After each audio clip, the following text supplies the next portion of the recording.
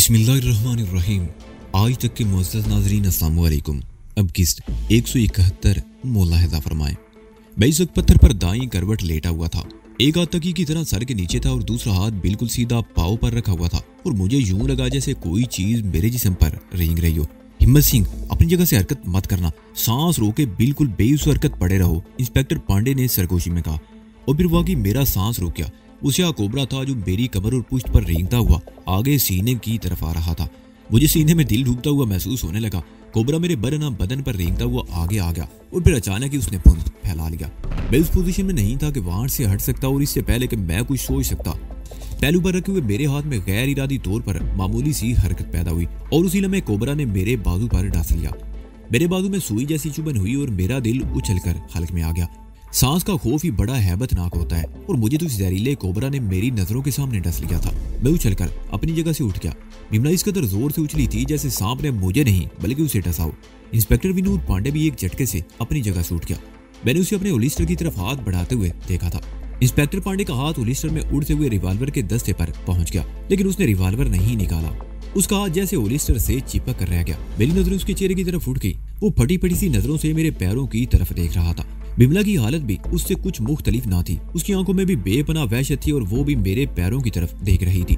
और फिर वो चीखते हुए अपनी जगह से उछली और मेरा हाथ पकड़कर मुझे खींचते हुए दूर ले गई। मुझ पर भी सांप के डसने की सी वहशत तारी थी, लेकिन हैरत की बात थी कि मुझे अभी तक कुछ हुआ नहीं था, सिवाय इसके कि सुई की चुभन अब भी महसूस हो रही थी। वो सांप। बिमला के मुंह से खौफ ज्यादा सी आवाज निकली। मैंने नीचे देखा। मेरा ख्याल था कि मेरे जोरदार झटके से उठने और बिमला के चीखने से वो कोबरा भाग गया होगा, लेकिन उस ब्लैक कोबरा को अपने पैरों के करीब देखकर मुझे फरेरी सी आ गई। वो ब्लैक कोबरा जमीन पर पड़ा उसी तरह ईंट रहा था जैसे उस पर तशन्नुज की सी कैफियत तारी हो। वो कभी बल्कि आकर बिल्कुल गुच्छा सा बन जाता और कभी लठ की तरह बिल्कुल सीधा होकर अकड़ जाता और फिर चंद सेकंड बाद ही वो बिल्कुल बेहिस्सो हरकत हो गया। वो खत्म हो गया था। बिमला और इंस्पेक्टर पांडे अब भी वहशत ज़्यादा सी नजरों से 2-2.5 फुट लंबे स्याह कोबरा को देख रहे थे। इंस्पेक्टर पर तो उस कदर वहशत तारी थी कि वो होलिस्टर पर से हाथ उठाना भी भूल गया था। वो कभी मुर्दा सांप को देख रहा था और कभी मुझे। बिमला की हालत उससे भी ज्यादा अबतर थी। उसकी आंखें खौफ और दहशत से फटी पड़ रही थी।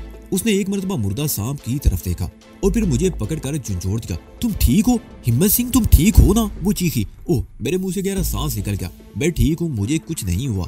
इंस्पेक्टर पांडे भी दौड़कर करीब पहुंच गया और मेरा बाजू पकड़कर देखने लगा। मैंने भी अपने बाजू को देखा। जिस जगह सांप ने डसा था वहां खून का एक नन्हा सा कतरा चमक रहा था। मैं बिल्कुल अपने हवास में था। मुझे कोई तकलीफ नहीं थी सिवाय सुई की चुभन के एहसास के। बिमला मेरे बाजू को टटोल कर देख रही थी, फिर वो मेरे पूरे जिस्म को टटोलने लगी जैसे उसे मेरे जिंदा होने का यकीन ना आ रहा हो। इंस्पेक्टर पांडे ने भी मेरे बाजू को टटोल कर देखा, फिर दोनों मुर्दा पड़े हुए सांप की तरफ इशारा करते हुए बोले, सांप मर गया, इसकी जिंदगी ही इतनी थी। मैंने इत्मीनान से जवाब दिया। उस वक्त तक मैं अपनी कैफियत पर काबू पा चुका था। जानदार को एक ना एक दिन तो मरना ही होता है। ये कुदरत का खेल है। कोई भी जानदार अपनी जिंदगी से ना तो एक लम्हे ज्यादा जी सकता है और ना एक लम्हे पहले मर सकता है। इस सांप का वक्त पूरा हो गया था, इसलिए ये मर गया। मगर ये स्याह कोबरा बहुत जहरीला होता है, इंस्पेक्टर पांडे बोला। इसका डसा तो पानी भी नहीं मांगता और इसने तुम्हें डसा था मगर ये खुद मर गया। ओह, मैंने मुस्कुराते हुए कहा। तो गोया सांप को नहीं मुझे मरना चाहिए था। हाँ हाँ, इंस्पेक्टर ने सर हिला दिया। उसके मुंह से ये अल्फाज गालबन गैर इरादी तौर पर निकल गए थे। फिर जल्दी से बोला, मेरा मतलब ये सांप बहुत जहरीला होता है। दोनों में से एक को तो मरना था। मैंने कहा, सांप मर गया और मैं बच गया। क्या तुम्हें मेरे जिंदा बच जाने की खुशी नहीं हुई? हुई है, बहुत खुशी हुई है। इंस्पेक्टर ने सारी ला दिया। लेकिन मेरी समझ में नहीं आ रहा कि ये जहरीला कोबरा तुम्हें डसने के बाद खुद कैसे मर गया। शायद मेरे खून में इससे ज्यादा जहर है। मैंने मुस्कुरा कर कहा। हाँ, ऐसा ही लगता है, लेकिन मुझे यकीन नहीं आ रहा, इंस्पेक्टर ने कहा और एक झाड़ी की सूखी हुई शाख तोड़कर उस सांप को उठाकर कुछ देर उलट पलट कर देखता रहा, फिर उसे दूर उछाल दिया। बिमला भी मेरे जिस्म के मुख्तलिफ हिस्सों को टटोल रही थी। वो मेरे बाजू को दबाते हुए बोली, तुम्हें कोई तकलीफ तो नहीं हो रही? तुम ठीक तो हो ना? हाँ, मैं बिल्कुल ठीक हूँ। तुम परेशान क्यों हो रही हो? मैंने उसका कंधा थपथपाया और अपने बाजू को तकने लगा जहाँ पर खून का कतरा जम रहा था। इसके अलावा भी मेरे जिस्म पर मच्छरों के कांटे के बेशुमार निशान नजर आ रहे थे। मेरे जिस्म पर कमीज नहीं थी और मच्छरों को आजादी से खून चूसने का मौका मिल गया था और मुझे यकीन था कि मेरे खून का जायका चखने वाला कोई भी मच्छर जिंदा नहीं बचा होगा। बिमला और इंस्पेक्टर पांडे अब भी गैर यकीनी नजरों से मेरी तरफ देख रहे थे। उन्हें अब भी हैरत थी कि मुझे डसने वाला जहरीला कोबरा खुद कैसे मर गया। और मैं जिंदा कैसे बच गया। और मैं पीछे अपने मादी में झांक रहा था।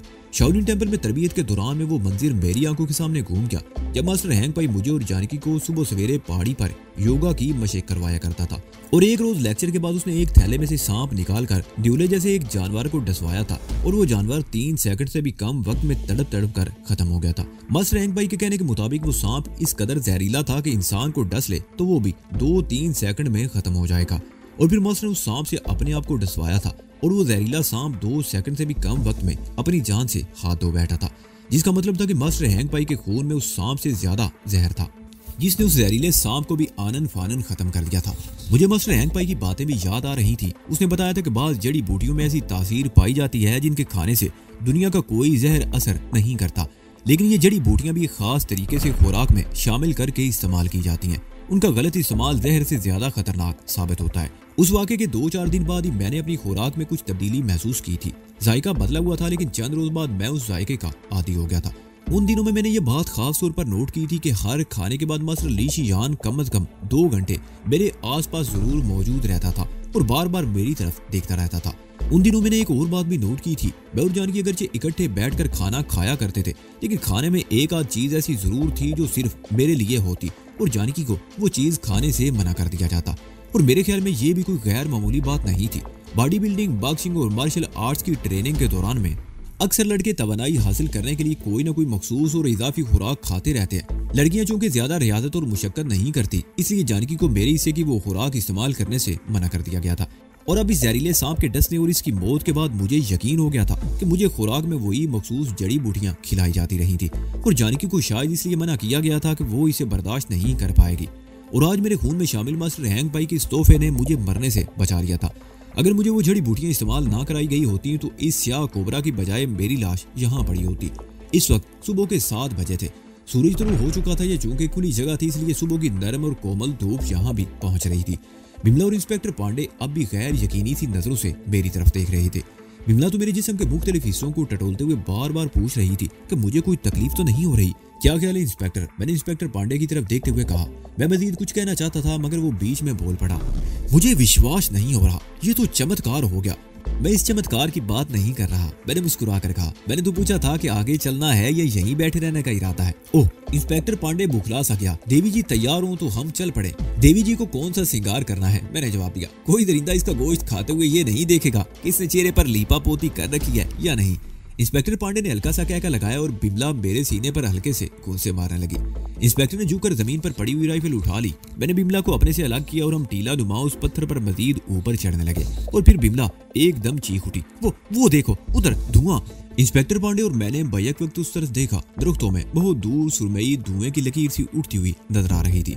जंगल में कहीं आग लगी है शायद। इंस्पेक्टर पांडे बोला। ये जंगल में लगी हुई आग नहीं है, मैंने कहा। अगर दरख्तों में आग लगी होती तो धुआं स्याह और गाढ़ा होता। ये सुरमई धुआं लकीर की सूरत में ऊपर उठ रहा है। इसका मतलब है कि उस तरफ उन दरख्तों में कोई आबादी है या हो सकता है वो कोई शिकारी हो जिन्होंने वहां आग जलाई हो। तुम ठीक कह रहे हो हिम्मत सिंह, इंस्पेक्टर पांडे बोला। वहां कोई बस्ती हो या शिकारियों की किसी पार्टी ने डेरा जमा रखा हो। हमें उनसे रहनुमाई मिल सकती है या कम से कम ये पता चल सकता है कि हम कहाँ पर हैं और हमें किसी आबादी तक पहुंचने के लिए किस तरफ जाना चाहिए। हम टीले की तरफ दूसरी तरफ उतरकर दरख्तों में उस तरफ चलने लगे जहाँ से धुआं उठते हुए देखा गया था। हम एक बार फिर गुंजान दरख्तों में दाखिल हो गए और बार बार ऊपर देखते रहे मगर उन दरख्तों की वजह से धुआं नजर नहीं आ रहा था। लेकिन हम अंदाजे की बिना पर उस सम चलते रहे। तकरीबन पौन घंटे चलने के बाद हम खुली जगह पर पहुंच गए। वो बस्ती तकरीबन 10-12 झोंपड़ों पर मुश्तमिल थी। घास फूस से बने हुए ये झोंपड़े एक दायरे की सूरत में बने हुए थे। दरमियान में एक छोटा सा मैदान था जहाँ 3-4 नंग दड़ंग बच्चे खेल रहे थे। कोई मर्द या औरत दिखाई नहीं दिया। धुआं झोंपड़ों के बीच में उस मैदान में एक जगह से उठता हुआ नजर आ रहा था। एक लम्हे को हम रुके और फिर एक झोंपड़े की साइड से घूमते हुए सामने आ गए। बिमला ने मेरा हाथ पकड़ रखा था और मेरे साथ वो जुड़कर चलने लगी थी। इंस्पेक्टर पांडे हमसे 2 कदम आगे था। झोंपड़े की दूसरी तरफ पहुंचकर हम रुक गए। झोंपड़े के सामने पत्थरों से बने हुए 2 चूल्हों पर आग रोशन थी और 2 औरतें बैठी रोटियां पका रही थी। एक औरत अधेड़ उम्र थी और दूसरी जवान। दोनों ने चोलियां और घाघरे पहन रखे थे। दोनों की बाहों में कलाइयों से लेकर बाजुओं के ऊपर तक प्लास्टिक की सफेद और पीले रंग की चूड़ियां भरी हुई थी। जवान औरत ने हमें देखा तो अपनी साथी से कुछ कहते हुए उठकर खड़ी हो गई। उसका घाघरा तो पिंडलियों तक था लेकिन चोली बहुत मुख्तसर थी। दूसरी अधेड़ उम्र औरत भी उठकर खड़ी हो गई और एक झोंपड़े की तरफ देखकर ऊंची आवाज में कुछ कहा। दोनों जवान थे और दोनों ने धोतियां पहन रखी थी। एक के जिस्म पर स्याह मैला सा कुर्ता था लेकिन दूसरे का बालाई जिस्म बिल्कुल बराना था। औरतों की रंगत तो कदरे साफ थी, लेकिन मर्द तवे की तरह काले थे। इंस्पेक्टर पांडे आगे बढ़कर उनसे बातें करने लगा और मैं बिमला के साथ खड़ा इधर उधर देखता रहा। 2 झोपड़ियों की पिछली तरफ खुली जगह पर नारियल का बहुत बड़ा ढेर लगा हुआ था।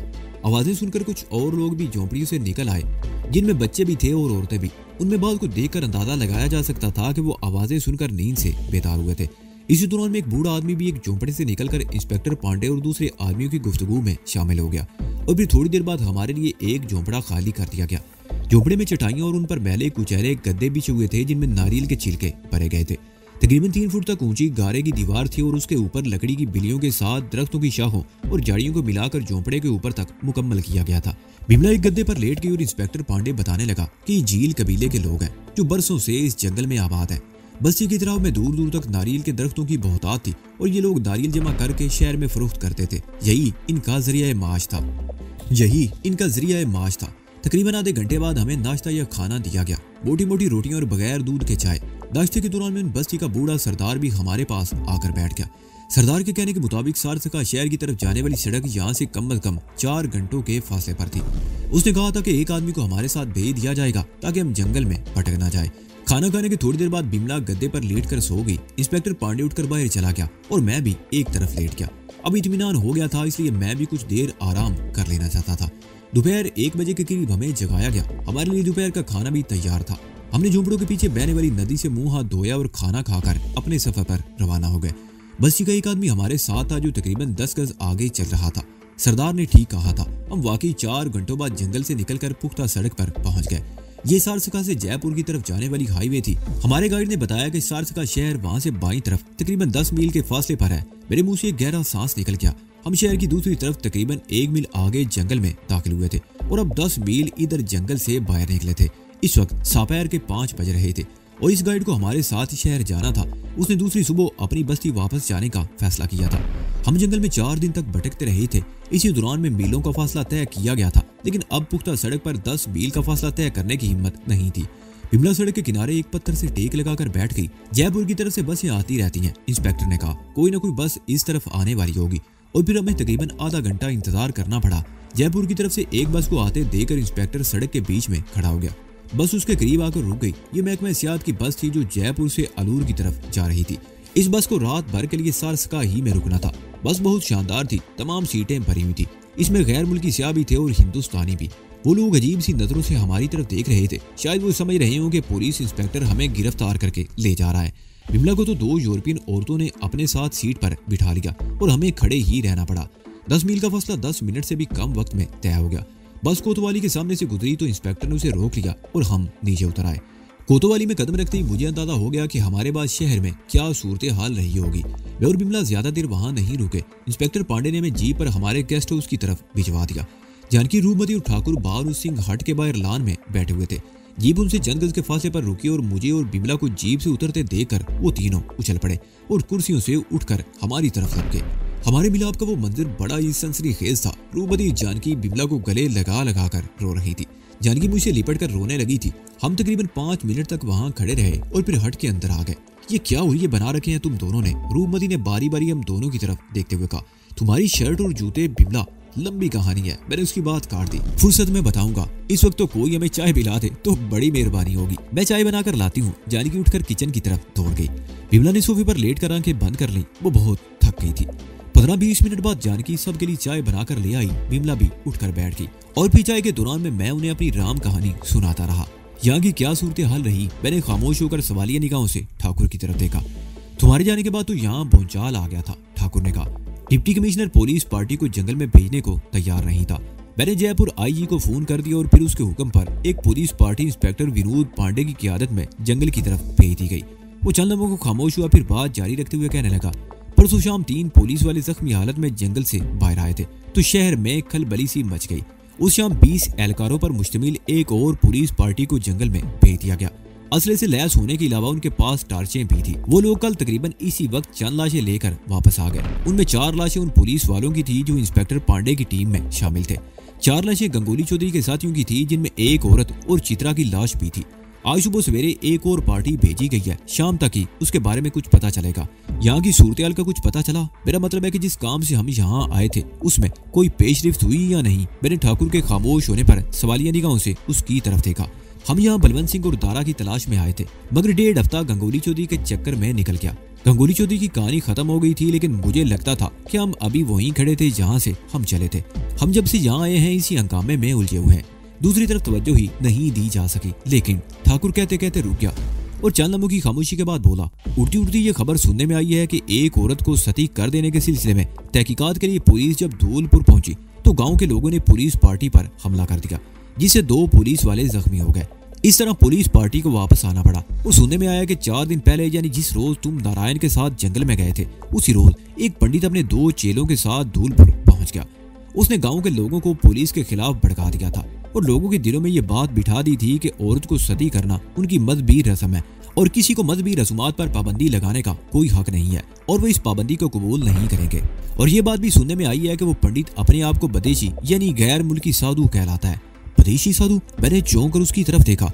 आगे कोई सवाल मत करना, ठाकुर बोला, इसलिए कि मैं उसके बारे में कुछ मालूम नहीं कर सका, मौका ही नहीं मिला। अब कल से यही काम पहले करेंगे। अब कोई और मौजू शुरू करने से बेहतर है कि तुम दोनों जाकर अपने उलिये दुरुस्त करो, रूपमती ने कहा और मेरी तरफ देखते हुए बोली, लगता है जंगल में मच्छरों ने तुम्हारे खून पर खूब दावतें उड़ाई हैं। एक और बात बताऊं दीदी? बिमला एकदम सीधी होकर बैठ गई। मैंने घूर कर देखा तो बिमला आगे कुछ ना बोल सकी, उसका मुंह लटक कर रह गया। तुम शायद कोई खास बात बता रही थी, चुप क्यों हो गई? रूपमती ने सवालिया निगाहों से उसे देखा। हिम्मत सिंह ने एक सांप को भी मारा था, उसे हाथ से पकड़कर जमीन पर पटक दिया था। मैं तो डर गई थी। बिमला ने बात बना दी और फौरन ही वहां से उठ गई। मैं तो नहाने जा रही हूँ, कई रोज इन वैश्यों में रही हूँ, घिन आ रही है मुझे अपने आप से। वो रूपमती वाले कमरे में चली गई। तुम भी अपना हुलिया बदल लो साधु महाराज, जानकी ने मेरी तरफ देखते हुए कहा। मैं भी उठकर अपने कमरे में आ गया और दरवाजा बंद करके पहले बैग में से कपड़े निकाले और फिर बाथरूम में घुस गया। आईने में अपने आप को देखते ही मैं उछल पड़ा। जानकी ने मुझे साधु कहकर कोई गलती नहीं की थी। मेरा हुलिया वाकई आवारा गर्द साधुओं जैसा था। बिखरे हुए गर्द आलूद बाल जिनमें चंद तिनके भी फंसे हुए थे, 3-4 दिन का बड़ा हुआ शेव और सुर्ख आंखें। अपनी ये हालत देखकर मुस्कुराए बगैर ना रह सका। मैं तकरीबन आधे घंटे तक शावर के नीचे खड़ा रहा और जब कपड़े बदल कर बाहर आया तो बाहर कोई भी नहीं था। बेड से बाहर आ गया। जानकी लान में अकेली बैठी हुई थी। मैं भी उसके सामने वाली कुर्सी पर बैठ गया। कहाँ चले गए ये लोग? मैंने पूछा। रूपमती और ठाकुर बाजार गए हैं, हॉस्पिटल से होते हुए खाना लेकर आएंगे और बिमला अभी तक बाथरूम में घुसी हुई है, जानकी ने जवाब दिया। अब तुम बंदे के पुत्र लग रही हो, मगर शेव क्यों नहीं बनाया? मूड नहीं हो रहा था, मैंने जवाब दिया। क्या तुम 1 कप चाय पिलाना पसंद करोगी? मेरा ख्याल है जंगल में गुजरने वाली 1 हफ्ते की कसर तुम एक ही दिन में निकाल लेना चाहते हो, जानकी ने कहा और उठकर अंदर चली गई। तकरीबन 15 मिनट बाद वो ट्रे उठाकर बाहर निकली तो उसके साथ बिमला भी थी। उसने फ्लीपर और सेलुलेस कपड़े पहन रखे थे। वो मेरे सामने वाली कुर्सी पर बैठ गई और मैं पलक झपके बगैर उसकी तरफ देखता रह गया। इस वक्त वो बेपनाह हसीन लग रही थी। कहाँ खो गए साधु महाराज? मैं आपके लिए काफी बनाकर लाई हूँ, इसके बाद आप चाय की तलब महसूस नहीं करेंगे, जानकी ने ट्रे मेज पर रखते हुए कहा। और वैसे ध्यान दो तो हम भी पड़े हैं राहों में। जानकी की आवाज ने मुझे चौंका दिया और मैं संभल कर बैठ गया। उसके अल्फाज और लहजे में हल्का सा तंज था जिसे मैंने भी महसूस किया और बिमला ने भी, लेकिन ना तो बिमला ने और ना ही मैंने उसका जवाब देना मुनासिब समझा। मैंने एक मग उठा लिया। पहली चुस्की लेते ही मैं उछल पड़ा। काफी तेज और खुश जायका थी। काफी की चुस्कियां लेते हुए हम जंगल में पेश आने वाले खूनी वाकयात के बारे में बातें करते रहे। सुंदर डाकू के साथ एक औरत की लाश भी मिली है, वो कौन थी? जानकी ने पूछा। गंगोली चौधरी की रखेल कुरूशा, मैंने जवाब दिया। गंगोली चौधरी ने 2 साल पहले उसे एक गांव से अगवा किया था और अब गालबन कुरूशा से उसका जी भर गया था, इसलिए उसने बिमला को रोक लिया था और ये कुरूशा ही थी जिसने उस वैश्य से बिमला को बचाए रखा था। हैरत है, डाकू की साथी किसी को दूसरे से इतनी हमदर्दी? जानकी बोली। वो डाकू की साथी नहीं थी, वो तो उनके चुंगल में फंसी हुई थी, मैंने कहा और कुरूशा के फंसे मंदिर के बारे में बताने लगा। अगर कुरूशा हमारा साथ ना देती तो हम उन वैश्यों के चुंगल से नहीं निकल सकते थे, या तो उन्हीं के हाथों मारे जाते या क्रॉस फायरिंग में पुलिस की गोलियों का निशाना बन जाते। हमने कोशिश तो की थी कि कुरूशा को वहां से निकाल लाते, लेकिन उसे हमारी फिक्र थी। वो चाहती थी कि हम किसी तरह वहां से निकल जाएं। वो बेचारी भी चौधरी के हाथों मारी गई और मुझे उसकी मौत का अफसोस रहेगा। चौधरी के हाथों? जानकी ने हैरत से मुझे देखा। गंगोली चौधरी इंसान नहीं वैसी था, वो दरिंदा था। उसने अपने कम अज कम 3 आदमियों को मेरे सामने मौत के घाट उतार दिया था।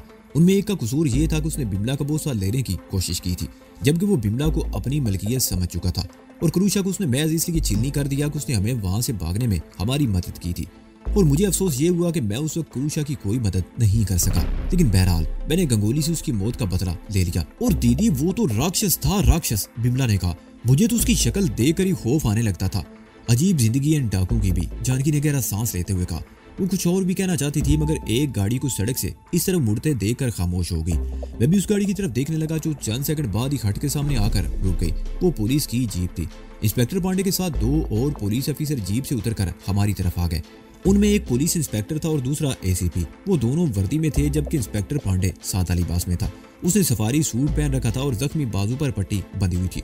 वो लोग करीब आए तो हम उठकर खड़े हो गए।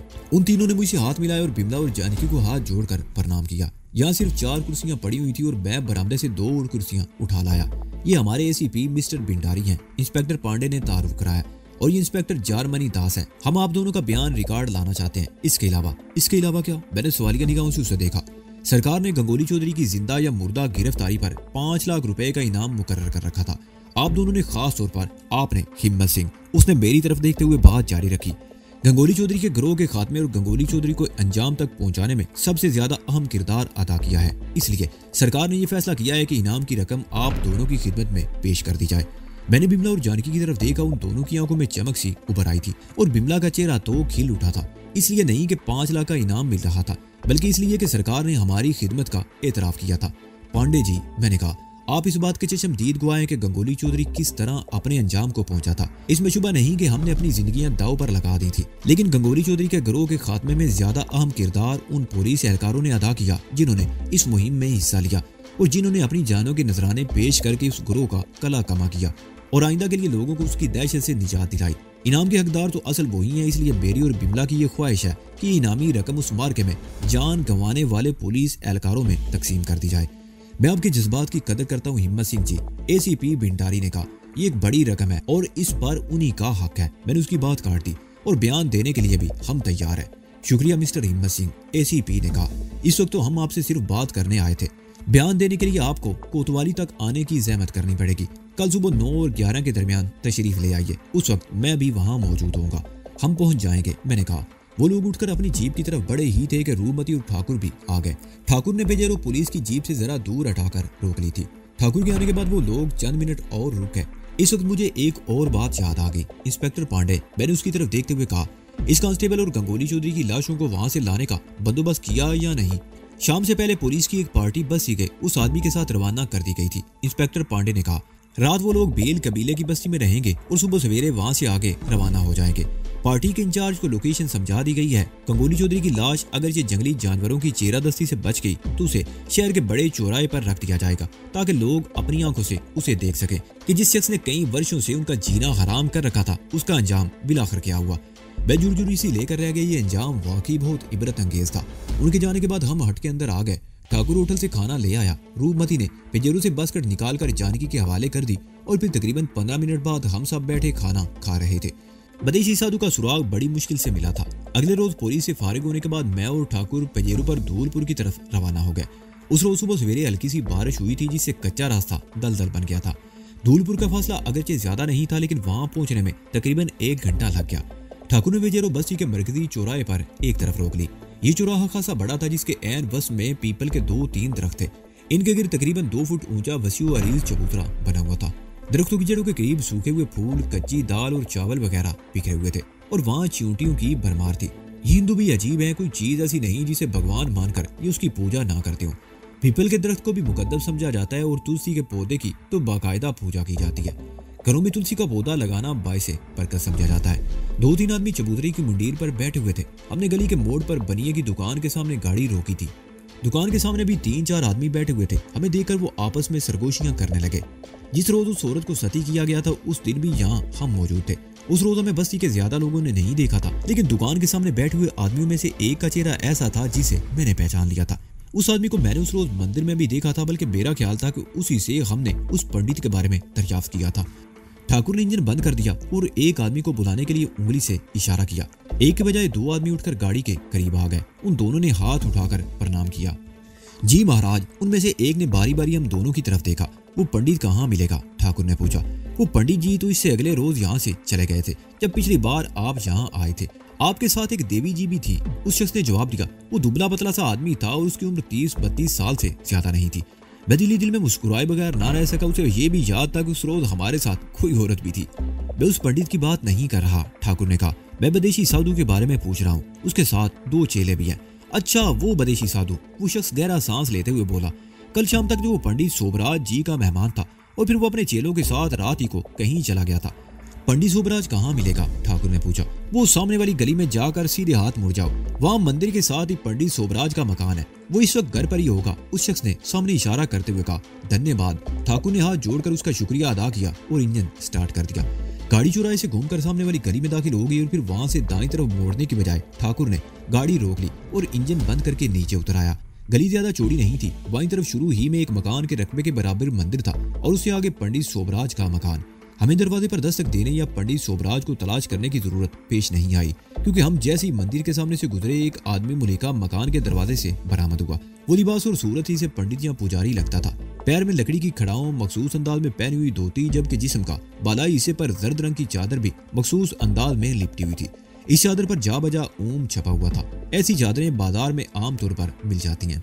उस शख्स का सर गंजा था, माथे पर सफेद कुशका, उससे जरा ऊपर दरमियान में सुर्ख तिलक और दोनों रुखसारों पर भी ऊपर से 3 सिंदूर से लकीरें सी खींची हुई थी। उसकी आंखें छोटी और दोनों कानों में चांदी की बालियां थी। सूरत ही से वो कट्टर मुतअस्सब और कीना परवर हिंदू लगता था। उसकी बटन जैसी आंखों में अय्यारी की चमक बहुत नुमाया थी। ठाकुर ने दोनों हाथ जोड़कर प्रणाम किया तो वो रुककर कीना तो नजरों से बारी बारी हम दोनों की तरफ देखने लगा और फिर बादल नखास था, उसने भी दोनों हाथ उठाकर जोड़ दिए। कौन हो तुम लोग, कहाँ से आए हो, उसने पूछा। उसके लहजे में भी कीना तूदी की झलक नुमाया थी। लगता था जैसे वो सबको अपने आप से कम तर समझता हो। खून आग में घी फेंकने की हिंदवाना रस्म, इसे होम भी कहते हैं, कराना है पंडित जी, हम आपको लेने आए हैं। ठाकुर ने 100 रुपए का एक नोट निकालकर उसकी मुट्ठी में दबा दिया। कहाँ से आए हो तुम लोग, इस बस्ती के तो नहीं लगते। मैं तो इस बस्ती के एक एक चेहरे को पहचानता हूँ, पंडित ने कहा। उसने नोट मुट्ठी में दबा लिया। हम सारसका से आए हैं पंडित जी, आपको वापस यहाँ छोड़ देंगे, ठाकुर ने कहा। सारसका, क्या शहर में कोई पंडित नहीं रह गया जो? बाह्य है पंडित जी, ठाकुर ने कहा। पंडित तो शहर में बहुत है, लेकिन हम जरा पुराने ख्यालात के लोग हैं। आजकल के पंडित और पुजारी तो धर्म की पुरानी रस्मों को भूल चुके हैं। मुझे तो शक है कि वो श्लोक भी ठीक पढ़ते हैं या नहीं। आपके बारे में सुना तो हम यहाँ आ गए और आपको देखा तो विश्वास हो गया कि आपका खून ठीक रहेगा। आप इनकार ना कीजिए पंडित जी। कितनी देर लगेगी, पंडित जी ने पूछा और आसमान पर छाए हुए बादलों को देखने लगा। सब तैयारी मुकम्मल है पंडित जी, ठाकुर ने जवाब दिया। ज्यादा देर नहीं लगेगी, हमारे पास गाड़ी है, हम आपको वापस यहाँ छोड़ जाएंगे। पंडित सोबराज चंद में खामोश रहा, फिर हमें वहीं रुकने का इशारा करके दोबारा घर में घुस गया। उसकी वापसी में 10 मिनट लगे थे। इस मर्तबा उसने कंधे पर एक थैला सा लटका रखा था। हम उसके साथ बाहर वाली गली में आ गए। पेजेरों के इर्द गिर्द कई बच्चे जमा थे और एक बच्चा तो बोनट पर चढ़ा बैठा था। हमें देखकर वो सब भाग गए। ठाकुर ने दरवाजा खोलकर पहले पंडित सोबराज को पिछली सीट पर बिठाया और फिर खुद भी ड्राइविंग सीट पर बैठ गया। मैं पैसेंजर सीट पर विराजमान हो गया। ठाकुर गाड़ी को उस चौक की तरफ से नहीं, एक और गली से निकाल कर ले गया।